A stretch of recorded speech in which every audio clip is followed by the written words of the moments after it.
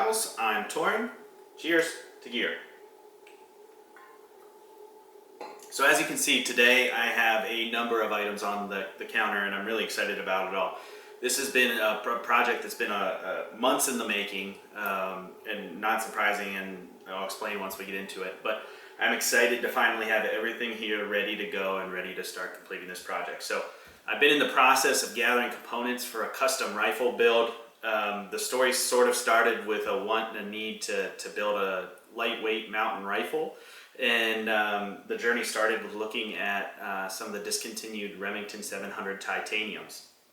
I did find one, and I was going to make the purchase, but as I started diving deeper into it, I realized that probably the only component of that factory rifle that I was going to keep was the titanium action itself. And so the price of that gun did not justify spending that amount on a factory Remington 700 titanium action. So that sort of led me down the custom build path.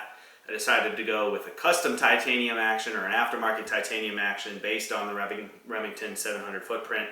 And from there, it sort of spiraled into this big custom rifle build.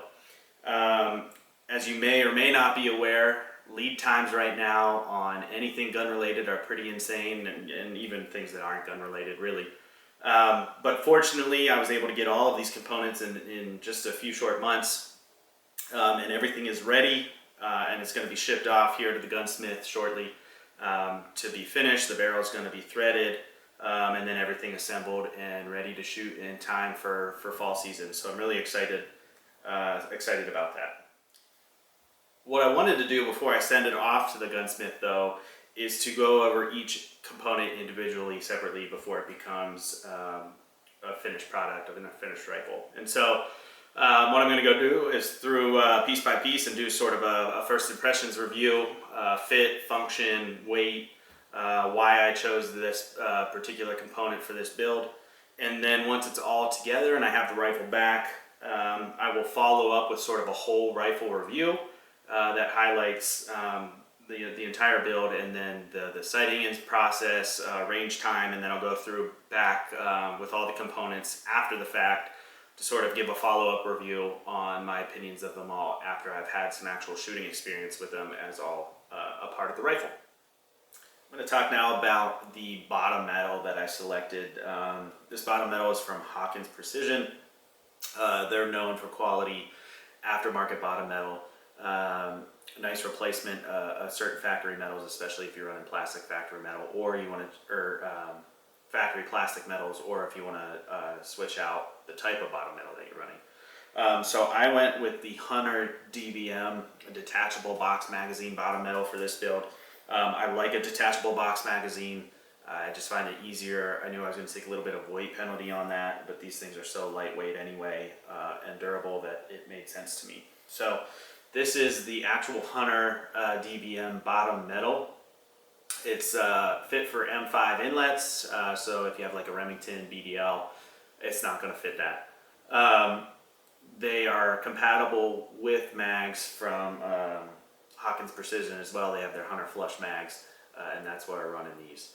The weight on this bottom metal is 3.3 ounces, nice and lightweight. Does come with pillars and the action screws.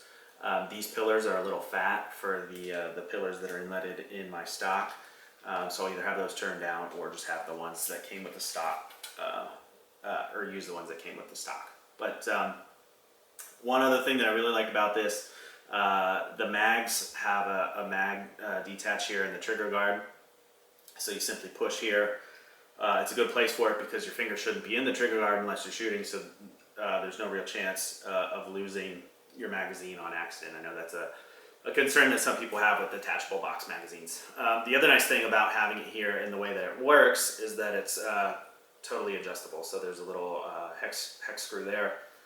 You can adjust that to either lighten or increase the amount of pressure it takes to release your box mag. Really excited about it. Made from a single piece of aluminum. The quality and craftsmanship is top notch.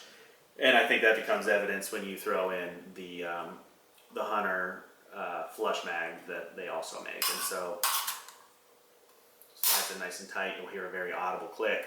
Again, you can adjust that with the the little lever here on how you're gonna, or how much pressure you want on it. So this mag has been around, and I guess actually before I get into the mag, I want to talk. This is available in short, medium, and long actions. This is a long action. Again, I'm planning on chambering in 280 Ackley.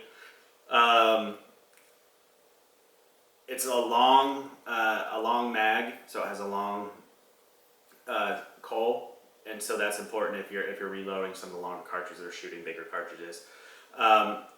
It will work with Remington 700 actions or 700 clones, but if you're running a standard length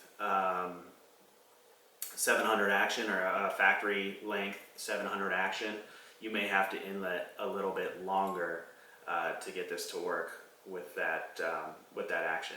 Fortunately, I'm using aftermarket action and was able to have the stock directly inletted for this bottom metal, so everything is going to line up perfectly. Again, it takes M5 specs, so elongated action, and the M5 inlet on the stock bottom. But with the mag, same thing.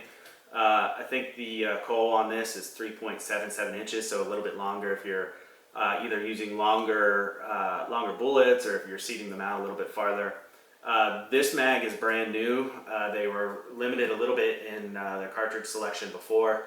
Again, available in short, medium, and long action. You can look at the mediums. They line up with some of the Zermatt and I think Lone Peak actions.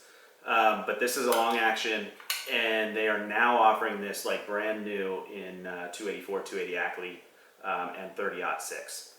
So that's what this mag is. These mags will not work with belted magnums, so if you're running a belted mag, not going to run through this. But everything else is spot on. It doesn't sit exactly flush in the bottom of the stock.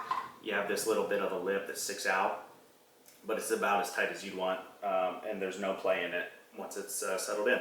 So the bottom metal itself is 3.3 ounces. The mag is 3.1. I guess that's empty. Mag itself will hold 3 rounds. The long action mag will hold 3 rounds. So excited to get this put together and put it through its paces. As always, and until next time, cheers to gear.